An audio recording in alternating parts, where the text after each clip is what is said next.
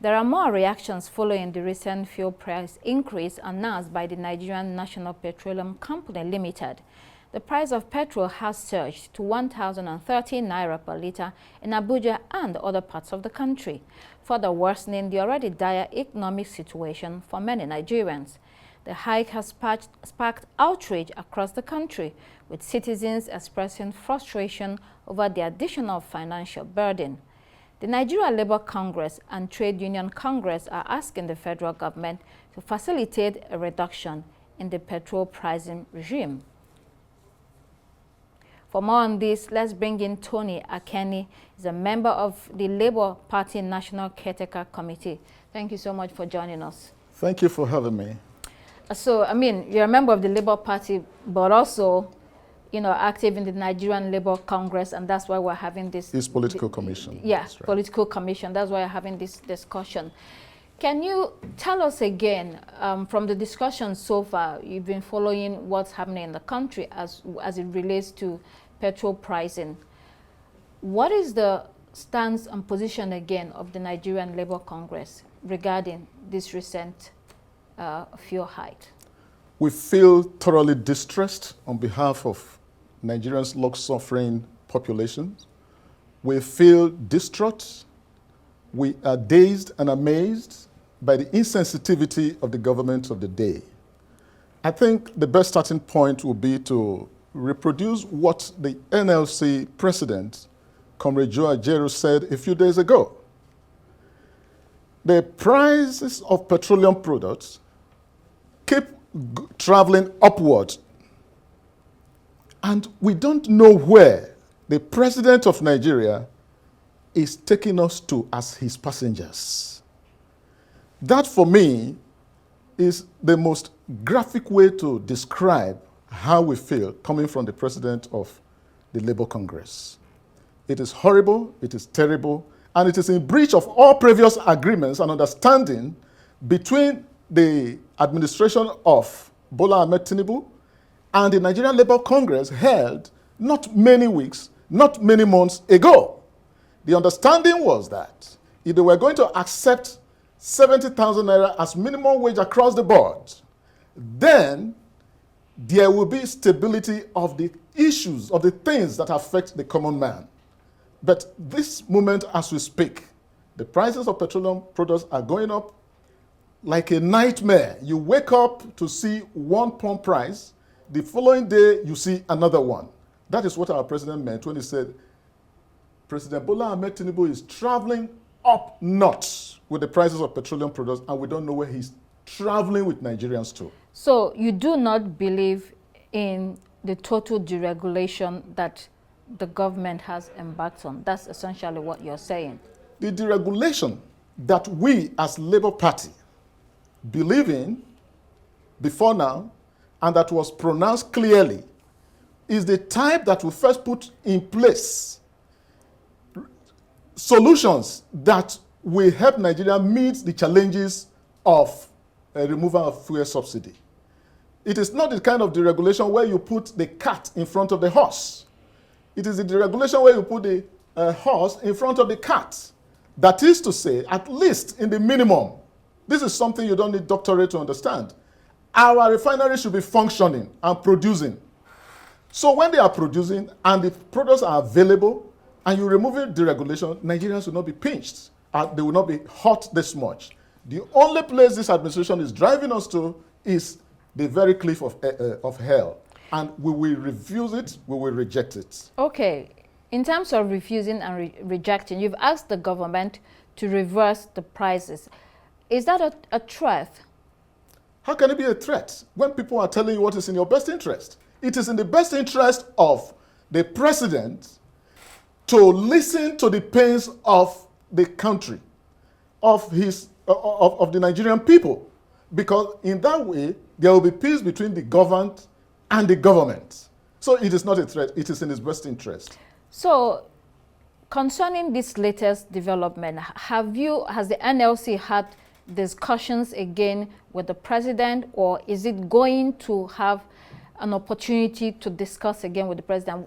What is it doing now? What are the plans? You will agree with me that in spite of criticisms from people who are not very well informed, the president of NLC that we have today, Comrade Joe Ajaero, is one of the soundest minds, the calmest human beings that you can think of leading a major labor body. He will, as we speak, channels are opening for conversations. But this time, I think the president has taken Nigerian people for granted too much, taken the NLC for granted too much, taken the TUC for granted too much. This time, we are going to sort of tell him that we co-own this country.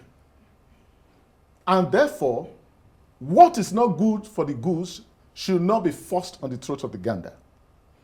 Yes, to answer your question, there's going to be dialogue. Right. But this will be muscular dialogue this time. Okay, so when these channels of communication open, if the federal government refuses to revert to the prices that you are asking, what are you going to do about it? We will refuse to accept the pains further. It is just like saying that if the doctor refused to treat, then we will look for alternative treatment. We will resist. And let it be clear to everyone, the fact that we have been a dialogue, intensive dialogue, preferring labor union, and then have always talked to affiliates, even our political commission, to talk to Nigerian citizens, to be patient. It does not mean that we will continue to take the beating of the people who call us all sorts of names in the name of dialogue. Will we resist? And heaven and earth, we know that people are resisting something horrible in the Federal Republic of Nigeria. What would this resistance look like? You know, initially when, or some months back, when Labour was negotiating with the government on national minimum wage, it shut down the country. Are we going to see this type of thing happen again, shutting down the country, or the usual strikes, which after a couple of weeks, you return to work and everything moves on as usual? I do not have the brief to speak on that diameter of conversation, on the actions that are going to be taken. But I do understand that these things will be properly outlined. The best interest of Nigerians will be put into consideration, and the most effective approach will also be adopted.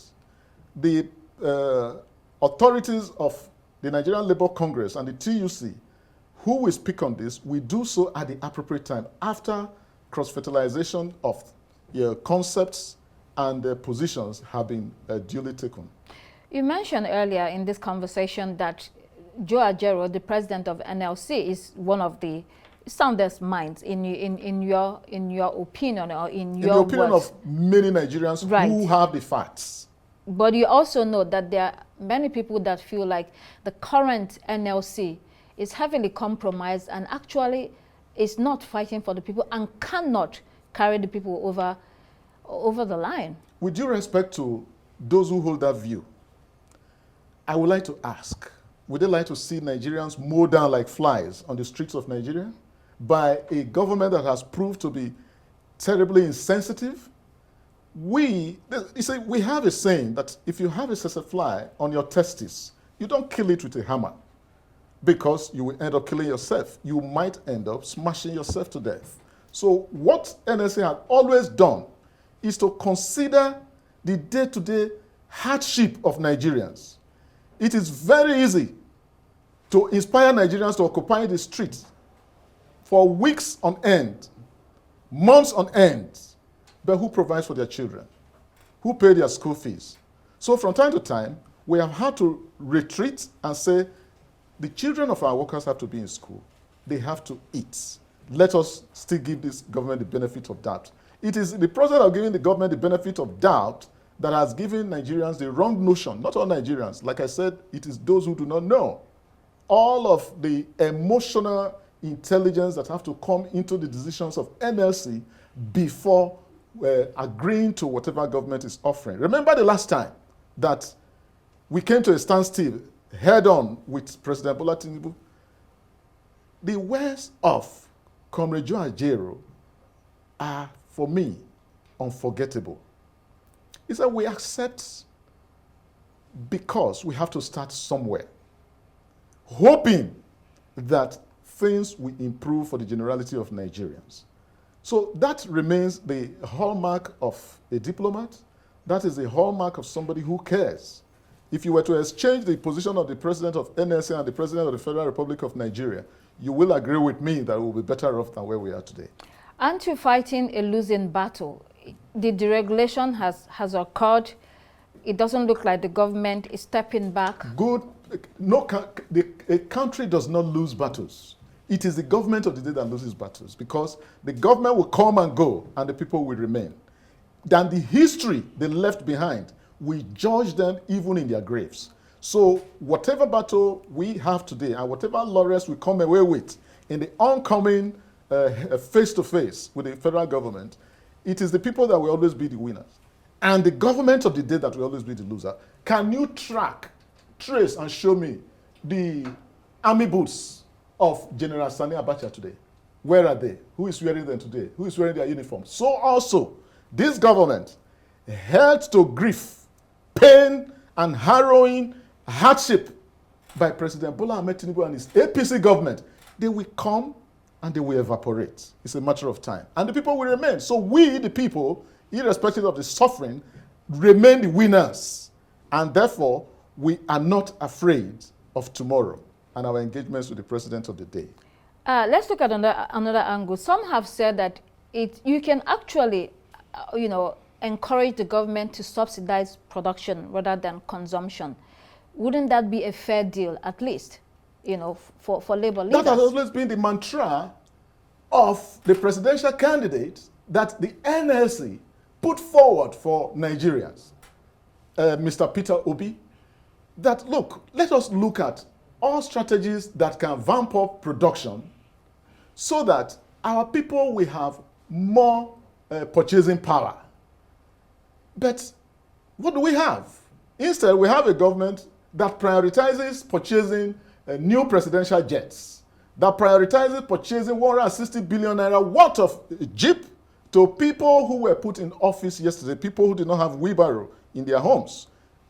Is that talking about production?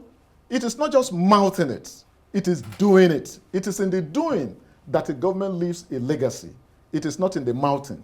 So the misprioritization of the things that matter to Nigerians by this government has shown that it has no respect. Whatever it's saying is a masquerade for hypocrisy.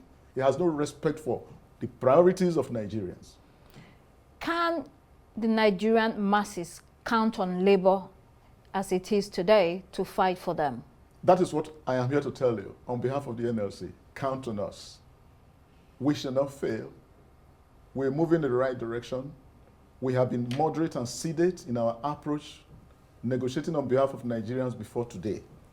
But if they are calling dialogue stupidity, then we will up the ante. And Nigerians will know that we're doing it selflessly and we're doing it patriotically on behalf of the common man. Comrade Tony Akeni, great to have you. Thank you for having me.